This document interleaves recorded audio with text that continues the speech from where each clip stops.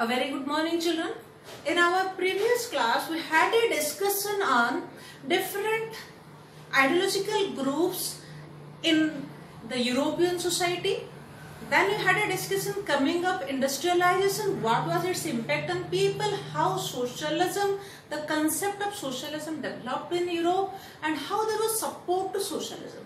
So today we will discuss about Russia and its socio-economic condition and political condition.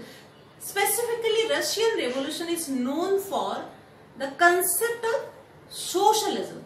Russian Revolution brought about the concept of socialism, and this was the major contribution of the revolution to the world. The idea of socialism was developed by Russian Revolution. So we will discuss that what is the condition of Russia in 1900, because in 1917 the Russian Revolution took place. So we will discuss about the condition of Russia before 1917. So let us start with who was the Emperor of Russia in 1914. The year 1914 is very important. This was the year when the First World War started.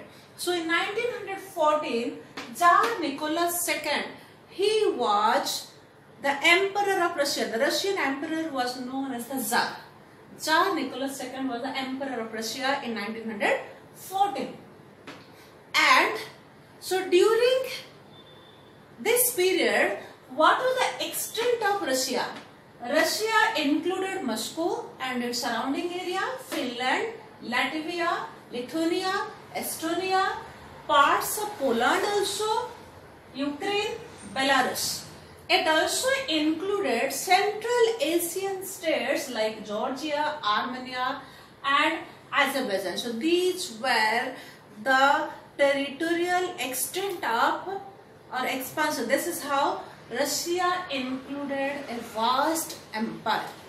And so this was about the territorial extent of the Russian empire. It was in 1914. What about the religion? Russia was following the Orthodox Christianity. The major religion was the Russian Orthodox Christianity, and besides that Orthodox Christianity, all of you know the early religion of the Christians. It means mostly we refer to it as the Catholics. Okay, because those who brought a change in the religion, who protested against the existing evils of Christianity, they came to be known as Protestants. So they came later. Okay.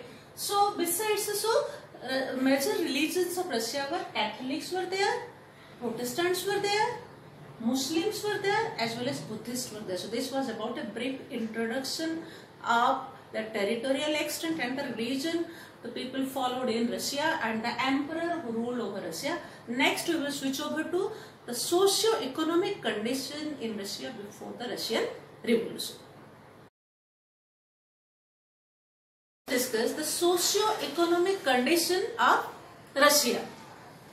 85% people were practicing agriculture. It means majority population were farmers. Industries were in pockets. There were few industries. We are discussing about the condition of Russia in the beginning of 20th century. Okay. Most industries were private property. Most of the industries were in the hands of private individuals. There were development of railways, there were development of crafts units, and after that industries developed, but most of the industries were in the hands of private individuals. Working hours differed.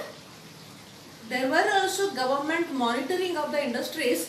So in private sectors, sometimes the working hours were around 15 hours, whereas in government monitored industries, it was the working hours were 10 to 12.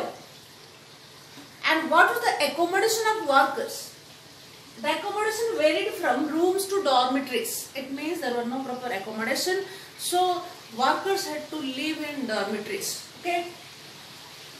The workers were a divided social group. Socially, they were a divided group. Every worker, they were in every country, the workers are a divided group. So in Russia also, workers were a divided group. it means what? They were divided by their work. Some were working, they say in India also, some workers are working in industries, some may be working in railways, some may be working in NTPC. Likewise, the workers are divided. So some may be working in construction sites. So here industrial workers had a social divided group. Suppose the workers were working in metal industry, some were working in textile industry, some were working in fertilizer industry. So likewise the workers were a divided group. And the metal workers were highest paid workers in Russia. They were highly paid. And that's why, so they were the refined workers. It means they were highly paid. So their living style was higher than other workers. And it was also shown in their mannerism. Women workers, they comprise 31% of the workforce. So that was about the workers. Next we will discuss about the peasants. Peasants cultivated most of the land in Russia, because we have started with that 85% were practicing agriculture. So most of the land were cultivated by peasants. But the situation in Russia was different. Like the lands were there like other European countries. Land were mostly in the hands of the nobles. But here, how the peasants of Russia were different from the rest of Europe. The peasants did not have respect for the nobles, unlike other European countries. So there was no respect for nobility. They wanted land of nobles. So there were riots, and they even murdered the nobles to get their land. So some examples were there from 1902 and 1905 to show that even the peasants, they killed the landlords, the nobles, to get their land. And there was one more distinct feature of the peasants which made them separate or different from other European countries, that they mostly cultivated their land in commune. So combinedly they were cultivating their land, and their profit was shared in their commune, which was known as mir. Okay, so that was about the economic and the social condition of Russia in the beginning of 20th century, because the Russian Revolution was 1917. So we are discussing that how by 1900 this was the situation in Russia. Okay.